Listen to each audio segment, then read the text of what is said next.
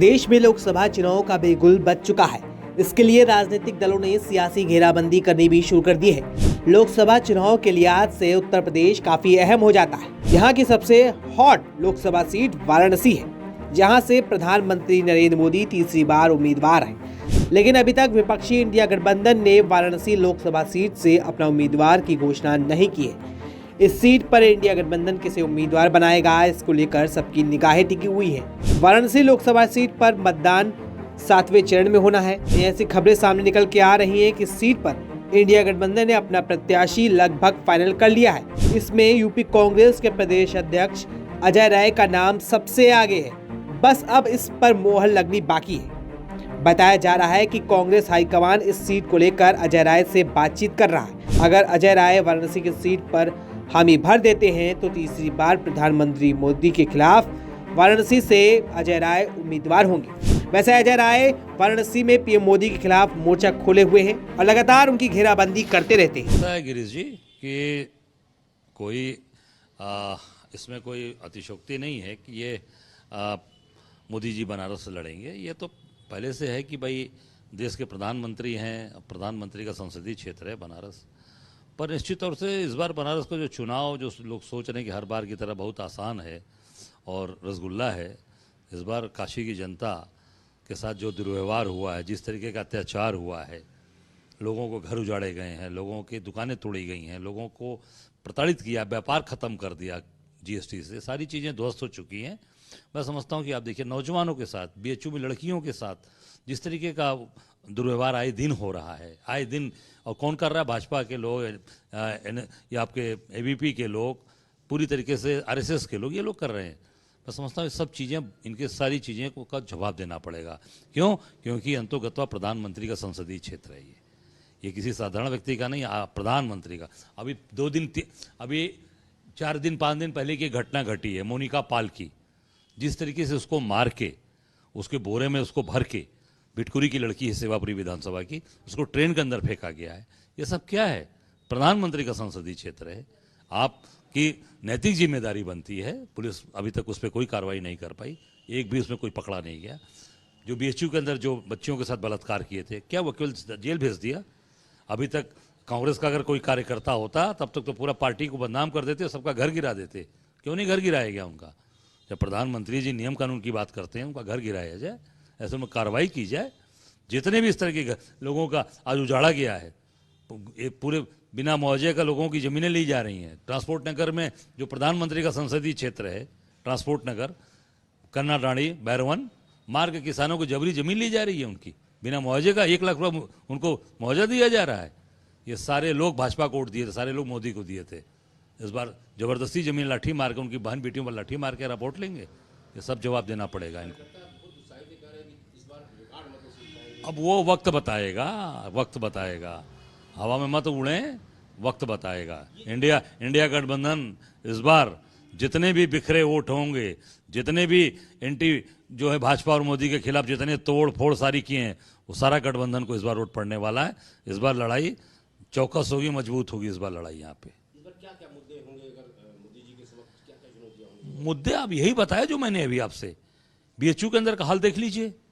प्रधानमंत्री का संसदीय क्षेत्र है, कहा गया एम्स बन जाएगा, बना एम्स। गुलेरिया आए थे, बकायदे आदान प्रदान हुआ था, एग्रीमेंट हो गया, एम्स बना। एडमिशन नहीं हो पा रहा, हम लोग बेड दिलवाने के लिए दिन रात पैरवी करते हैं। अभी आप ट्रामा सेंटर का हाल देख लीजिए, बुरा हाल हो गया। भ्रष्टाचार की पूरे चढ़ चुकी है सारी चीज़ें, पूरा भ्रष्टाचार में लिप्त है। आपने बंदरगाह बनाया, बंदरगाह से कितनी जहाजें आई गई, कितने व्यापार हुए, इसका जवाब दें मोदी जी। 2000 टेंट सिटी बना था, टेंट सिटी गंगा जी में पूरा मलमूत्र कहाँ गया? जो टेंट सिटी में लोग रहे, सब माँ गंगा के अंदर जाके गिरा है। सबका जवाब इन्होंने। वहां पर हॉल बनाया हुआ है लालपुर में, कोई वहां जा रहा है? बंद पड़ा है वो टीएफसी, वो बंद पड़ा है, कहीं उसमें कोई कार्यक्रम भी नहीं हो रहा है। जवाब दीजिए। बनारस के अंदर कौन सा उद्योग व्यापार लगा? बनारस में जाम की समस्या आप रोज 2-4 होते कि नहीं? आप अब मीडिया रोपवे लगा दिया, रोपवे तो बन ही नहीं पा रहा, उसका खंबा ही नहीं बन पा रहा है। नीचे सीवर लाइन आ गई, खंबा ही नहीं बन पा रहा है। उससे तो और जाम शहर में बढ़ेगा। बनारस को मेट्रो देना चाहिए था, मेट्रो जिसकी जरूरत है। एयरपोर्ट से स्टार्ट करके बीएचयू तक आप मेट्रो ले जाते, बनारस को सुविधा मिलती। भारी नहीं, बहुत भारी पड़ने वाला है। इस बार काशी की जनता हर हर महादेव होगा। इस बार नहीं चल पाएगा कि हाँ आईली गईली, अब वो नहीं, जनता समझ गई है कि खाली बेवकूफ बनाया जा रहा है। घर घर इस बार महादेव रहेंगे, हर हर महादेव, और हम लोग उनके भक्त हैं बाबा विश्वनाथ के। आप इस बार देखिएगा। देखिए, ये परंपरागत कांग्रेस की सीट है। रघुनाथ सिंह जी लगातार 3 बार यहाँ के सांसद रहे हैं, पंडित कमलापति त्रिपाठी जी रहे हैं। ये बनारस पूरी तरीके से कांग्रेस के मिजाज का जो है शहर रहा है। बनारसी पान पर कोई टैक्स नहीं लगता था, बनारसी साड़ी पर कोई टैक्स नहीं लगता था। मोदी जी के समय आप सांसद हैं, देश के प्रधानमंत्री हैं, पान वाले पे भी टैक्स लग रहा है, साड़ियों पर भी टैक्स लग रहा है। पहले बनारसी साड़ी पर टैक्स नहीं था, पान पे टैक्स नहीं था, सब लोग आनंद लेते थे। आज सब जो लोग टैक्स दे रहे हैं, आज वही बनारस का पान महंगा हो गया, बनारस की साड़ी महंगी हो गई, सब कुछ आज महंगी होती जा रही है। मतलब सब चीज़ आपके आने से सब चीज़ें बर्बाद होती जा रही हैं, काशी की जो परंपराएं ध्वस्त होती जा रही हैं। अब ये पार्टी मैं पार्टी का कार्यकर्ता हूं, समर्पित कार्यकर्ता हूं। पार्टी ने अवसर दिया, मैं लड़ा।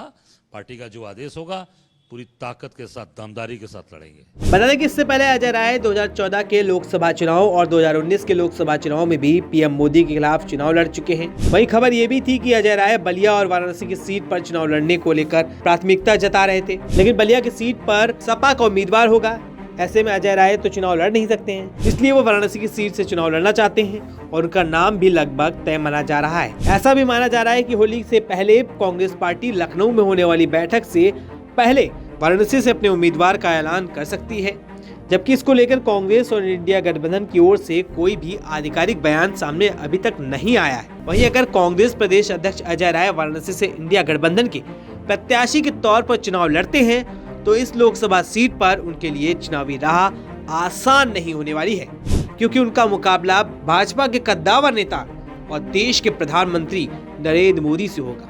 इस सीट पर होने वाले मुकाबले पर सबकी निगाहें टिकी रहेंगी, क्योंकि पीएम मोदी तीसरी बार इस सीट से चुनावी ताल ठोक रहे हैं। वहीं अजय राय के लिए एक अच्छी बात यह है कि वो वाराणसी के ही रहने वाले हैं और उन्हें मजबूती के साथ प्रदेश में कांग्रेस पार्टी के नेता के तौर पर विपक्षी आवाज भी बुलंद की। अब देखना काफी रोचक होगा कि आने वाले वक्त में इंडिया गठबंधन किसे अपना प्रत्याशी बनाता है और अजय राय को फिर से वाराणसी से प्रत्याशी बनाया जाता है तो इन चुनाव में वो किस तरह से पीएम मोदी को कितनी चुनौती दे पाते हैं, ये तो आने वाला वक्त ही बताए। तब तक के लिए बने रहिए 4PM के साथ।